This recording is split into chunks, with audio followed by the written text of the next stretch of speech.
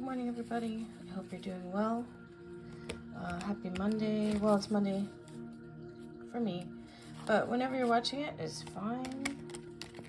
I'm feeling another call to action today.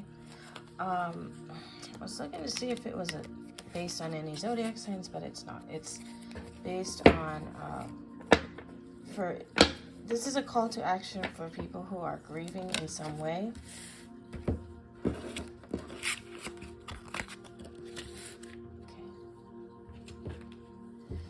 So if you're grieving today in some way, whether it be personal, in your personal life, a loss of a person, a loss of community, a loss of a job, it could be many things, could be even really like introspective, like a loss of identity, something like that. You're grieving that, or you're grieving a lot of things that are happening in the world right now, things that are happening in Gaza and Sudan and Congo, all the various things happening in the world. And it may be both. This is a call to action for those of us who are in a collective grieving space. You're not alone. I just want you to know that. I'm almost always in a perpetual state of grief.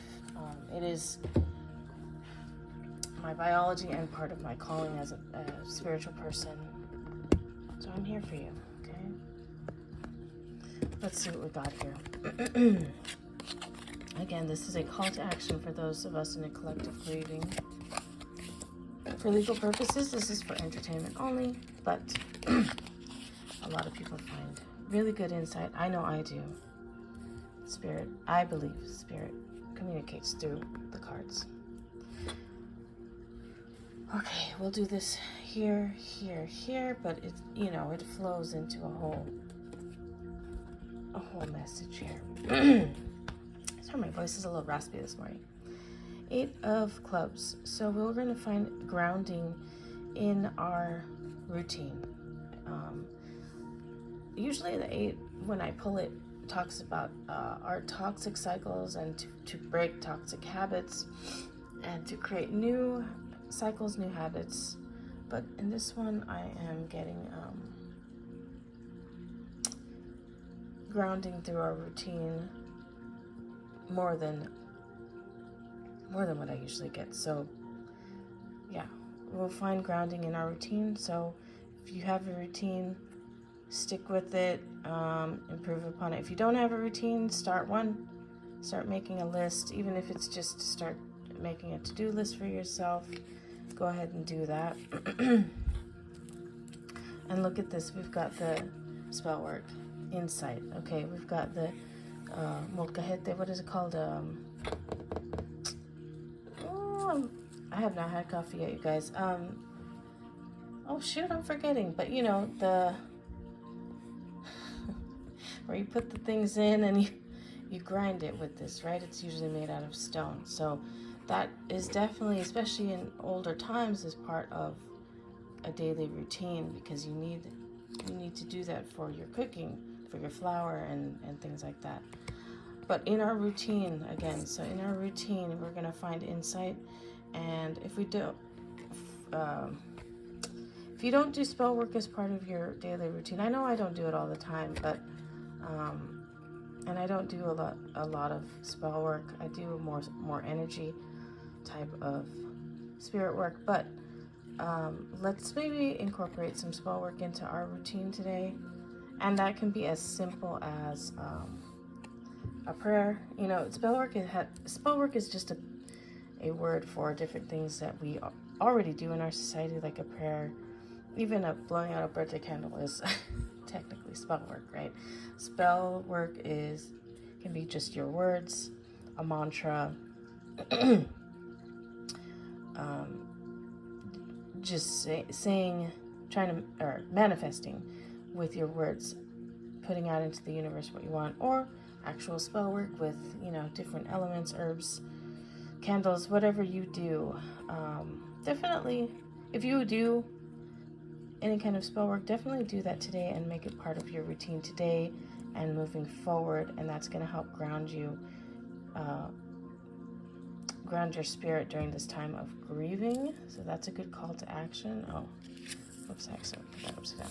Okay. 9 of Diamonds, humanitarian work, charity, connection to the whole, the end of a cycle, complicated relationships. So these are all the number 9. I am getting to focus on your charitable work or your charitable spirit energy to help others in need. There's a lot of people in need right now in your local community and throughout the world, especially right now. So if you come across a legitimate cause and you are able to help, you will find abundance in helping, and that abundance is not always financial. It can be abundance. I'm feeling this specifically, abundance of the soul. You're going to find abundance in your soul by being able to contribute to charitable causes. Sounds basic, but honestly, it's a big deal since it's showing up in this reading, especially during times of grieving. If you're able to bring joy or bring some kind of fulfillment energy into your soul, that's very important. Rosemary, purify. And that will actually purify or reset your grieving soul, if that makes sense. To be able to give and help others is going to help purify and or reset your spirit. 6 of Spades.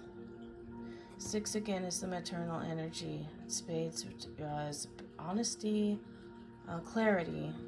Okay, so through focusing through our maternal energy, and this is not gender specific, we all have maternal, paternal, masculine, feminine energy.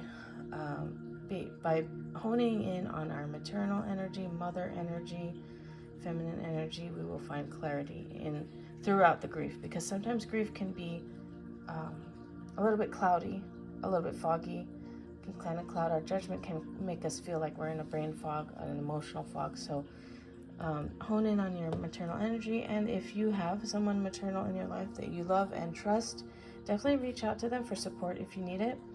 They'll be able to help you. Garden Gate, possibilities. Okay. As a person who lives with a layer of grief almost at all times, I will say, once you learn how to navigate that, there are possibilities, there are connections made, there are ways that you can connect to people that you just can't if you don't understand the feeling of that. If you're someone who doesn't experience sadness on a pretty deep level at almost all times, you're not going to be able to connect to everyone when they're grieving or when they're going through something very sad or difficult. And I find that even though in my life, I used to compare my life to others and be like, yeah, but my life has not been as hard or sad as someone else's, right? But because I have this biology, this innate personality, I guess, this mission of feeling sadness almost all the time, even when I'm happy, and I am actually grateful for it, because I'm able to connect to people who have been through some of the worst things I've ever heard. Now, I'm not a psychologist or anything. I did think about going to school for it when I was younger, but for several reasons I decided not to. So if you are going through something and you feel like you need therapy or psychological help, please reach out to a professional. But in my daily life and in the spiritual practice, the spiritual walk, people do come to me with that energy, and I am able to connect with them and help them. I like to describe it like the movie Inside Out. I'm a lot like sadness. So if you are grieving and you're going through it, and maybe this is your first time really experiencing grief at this level for this long, maybe, just know that out of it or through it come lots of possibilities, lots of ways to connect with people that you just can't have otherwise. You know, it may not be fun all the time, definitely not, but I wouldn't give it up for anything. So here's your call to action. If you're in collective grief today, definitely focus on your routines. It's for grounding. Spell work, incorporate that today. That's going to help you ground. Humanitarian causes, being able to contribute to them if you can, will help to purify and reset your spirit. Maternal energies, it's going to give you clarity during this grief and open up the gates to possibilities. This grief will open up gates to possibilities that you never even thought about before. All right, guys, I'm going to leave it here. Have a wonderful day, a wonderful week, and I will see you soon. Bye-bye.